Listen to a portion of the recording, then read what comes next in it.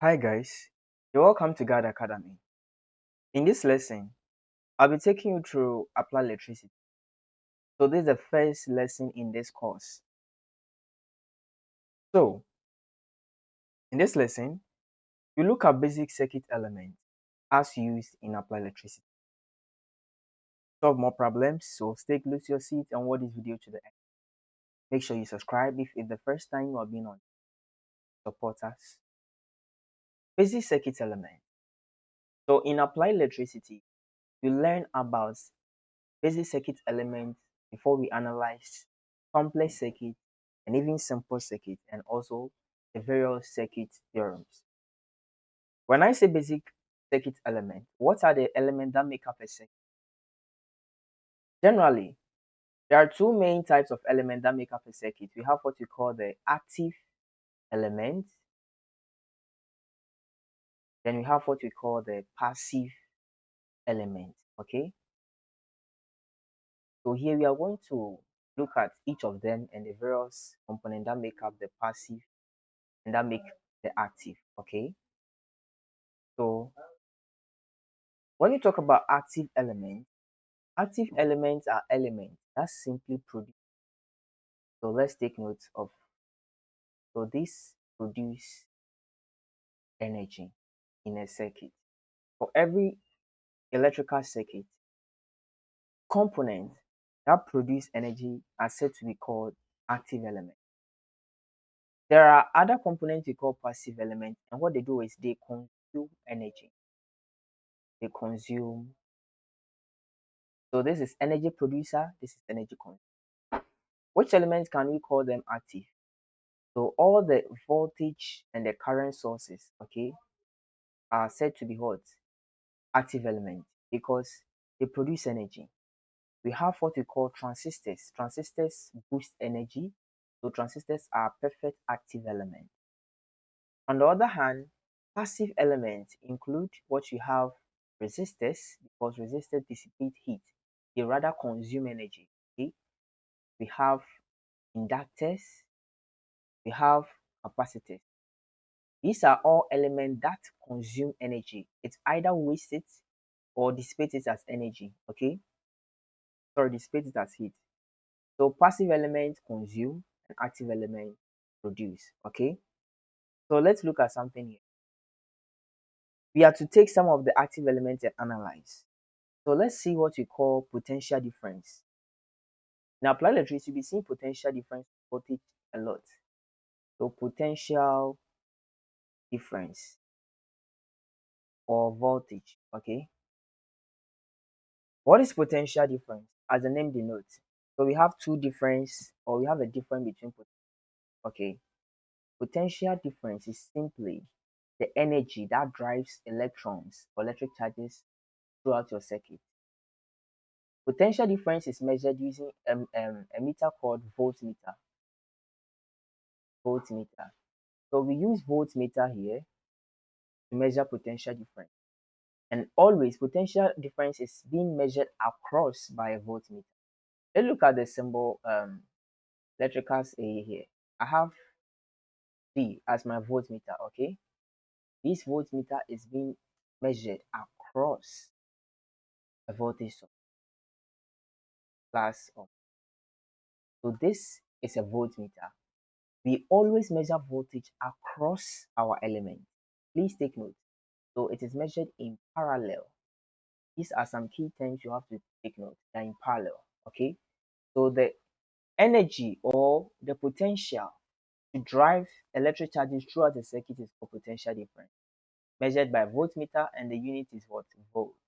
Okay, represented as, sorry, small v, but represented as capital V as units. We have what we call current. Now, when you talk about current, you can't do applied electricity without knowing what a current is. A current is simply the flow of electric charges per unit second.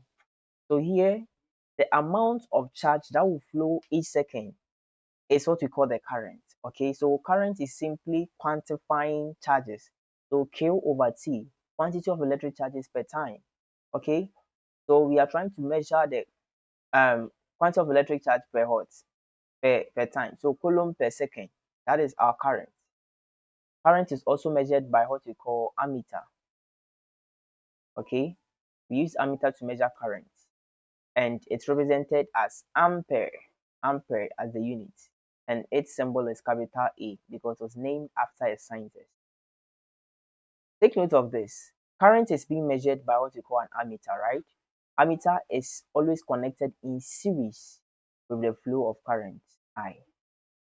Take note. So if you have our current here, for us to measure the current, you need to connect an ammeter in series. Whilst potential difference, you connect it in parallel or across. Okay, so take note of that. Okay, so we have this. Having talked about this active element, there is something that you should know. We have what we call dependent versus independent voltage source or current sources. Dependent versus independent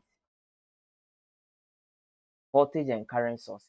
What do you mean by dependent and what do you mean by independent voltage and current? Dependent voltage source is a special concept in electronics. Okay, electronics. It's mostly used in electronics. Okay, this is where our voltage source is not fixed. Have you seen the batteries that we use, the Tiger Hair, the Sunwatt, and those stuff? They have fixed voltage rates in 1.8 volts. Sometimes you can see 1.5 volts or you can see 3 volts. That is what we call an independent voltage source. It delivers a constant voltage throughout the circuit. So those are the independent voltage sources, so batteries. But when you talk about a dependent voltage source, please, these types of voltage sources, okay, what they do is they depend on the input signal to determine its input voltage, typically used in microphones. So as to the loudness of sound that comes from your mouth will determine the input voltage into the, so we call it dependent. It doesn't deliver a constant voltage, but the voltage is dependent on the input. Look at the symbol. This is how we represent our dependent, whilst our independent is represented as this. Okay, so take note of the difference. Let's go straight talking about passive elements. When you talk about passive elements, we are talking about element that consumes energy, as I've already explained before. So what's the first passive element I'm going to talk about? I'm going to talk about resistors. Resistors, they are very essential and also most common components you see in any electrical circuit. What do? They simply oppose the flow of what current, right? They act as gates or bridges that prevent an amount of current from passing or restricts an good amount of current that will flow out of a circuit. Generally, using the Ohm's law to find resistance is simply equal to the total voltage of the circuit over the total current, right? Also, resistor or resistance is measured using the formula rho L over A, right? Where rho here is our resistivity of the material multiplied by the length over the area of our conducting wire. That is not the point of our interest. Let's go straight talking about resistors as an element, how we can calculate the total resistors either in a series or parallel circuit. So to find to find to talk about resistors, there are two main configurations. So the first configuration we're going to talk about is series configuration. Series configuration. Okay. When you talk about series configuration of resistors, we are simply talking about how resistors are connected series. Okay. So I'll have one resistor connected to another resistor connected to another resistor.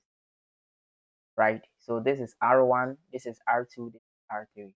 Whenever resistors are connected in series, to find the total resistance, we simply add R1 plus R2 plus R3. As simple as that, right? So with this done, I'll simply put this down. Now, I'm going to give a problem for us to analyze when two resistors are said to be in series within a circuit. I'm drawing this electrical circuit here, right? So I'm having something like this, having something. So I'll have my R1 here. This is my R2, my R3, my R4, R5, and R6. The problem is, which of these two resistors are in series? Please, in applied electricity or when you are considering electrical network, always consider two resistors at a time. Two resistors at a time. Okay. For us to say that two resistors are said to be in series, it means that there is no node. That's the first condition. There shouldn't be any node between the two resistors. That is, the same current should flow through these two. Looking at the electrical circuit we have here, you can clearly see that this branch, the same current will flow through the branch. Therefore, R1 and R2 are said to be in series. On the other side, R3 and R4, clearly you can see that they are on the same line without any node. Therefore, R3 and R4 are said to be. Then we also have R5 and R6. Though they are separated by the power source, but the same current flow through this branch. Therefore, R5 and R6 are said to be. But you can't say that R5 and R3 are in series because there is a node here. This node here separates or prevents R2 or R3 or R5, any of them to be in series. Let's consider parallel configuration. For a parallel configuration, that's parallel, right? When do we say that two resistors are said to be parallel? So two resistors are said to be in parallel if different currents, these are some of the key things to take note of. If different currents flow through these resistors, okay? So if you have different currents passing through these resistors, they are said to be in parallel, okay? Again, let me give a problem here. For two resistors to be in parallel, there should be a node. It's the opposite of series. So there should be a node, different currents should pass through. Then the third one is if you traverse through the two resistors, okay, when you take a closed loop involving these two resistors, it should not pass through any other element in the circuit. You understand that better very soon. Let me give you an equation. Sorry, electrical network here. I'll have this. I'll have this. I'll have this like this, and I'll have this. So I'll have R1, R2, R3, R4, and R5. The problem is, which of these resistors are said to be in parallel? Please, whenever you are analyzing resistors, I said take two resistors at a time and always work away from the source. Work away from the source. So here's our source. We don't touch it. We move far away. On the farthest part, I have R4 and R5. Are they in parallel? How do we determine? There is a node here. Condition 1 satisfied. The presence of a node will determine that or will imply that different currents will flow. Okay. Now, the most important condition is that when you traverse through the path, when I take a complete path involving these two, it should be the only two elements within that path. Therefore, R4 and R5, look, we're going to traverse through this path like this. There is no other element. Therefore, we see that R4 and R5 are in parallel. Let's check R2 and R3. R2 and R3. If I see a node here, it means that different current is passing through. Condition satisfied. There is a node. Condition satisfied. But when I traverse through R2 and R3, I'm meeting R4 here. Therefore, R2 and R3 are not in parallel. So R2 and R3 are not in parallel. Please take note. It's the same for R2 and R4. When you try to traverse through their path, you'll be meeting R2. So this and this or this and this can't be in parallel. Take note of that. Now let's check R1 and R2. When I move from here, there is no other element. Therefore, R1 and R2 are said to be in parallel. As simple as. Let's have a couple of examples here for you to understand something.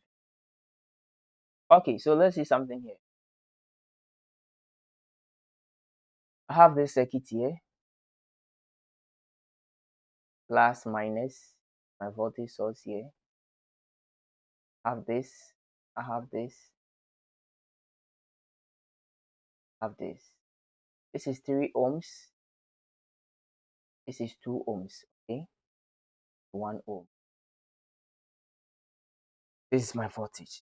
The problem here is find the total resistance of this. Find the total resistance of this circuit. Please, number one, work away from the source. Move farther away from the source. Then take two resistors at a time. You can take 2 and 3 ohm. Are these two resistors in parallel or in series? There is a node here. The presence of a node here means that it is not in series. Okay? So different currents will pass through, but we don't confirm unless you have traversed through their path and they are the only two elements there. Therefore, we say that 2 ohm is parallel to 3. Therefore, we are going to have 2 times 3 over 2 plus 3. Please, I didn't show you 1 out of RT is equal to 1 over R1 plus 1 over R2. Solving this, RT is equal to R2 R1 over R1 plus R2. Okay, this is how we solve for total resistance whenever your two resistors are in parallel. So here I'm going to get 2 times 3, which is 6 over 2 plus 3, which is 5, and that gives me 1 point, and it is done. We are not done. We only found that this and this combines to 1 point. So redraw the circuit simply. Redrawing the circuit, I have my 1 ohm, but these two collapse to give me only one branch. So this round branch here, I'll have what 1 ohm.